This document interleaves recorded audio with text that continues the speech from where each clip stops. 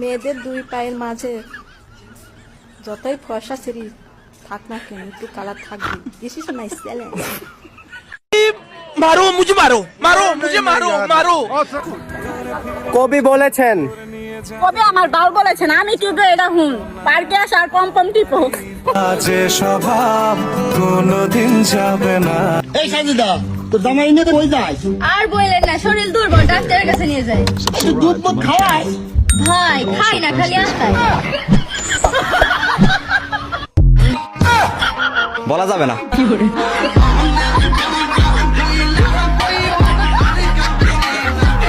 কথা করছো না কে? কি দেখে আসলে? যাবি আমার লগে পাট খেতে? কি করবেন ভাইয়া? আপনারটা তো আমার আঙ্গুলের থেকেও ছোট, একটু চেক করে দেখেন। আজ প্রথমবার হাল কথা কবি না করছি, কি করছিস? তাও কিন্তু অপমান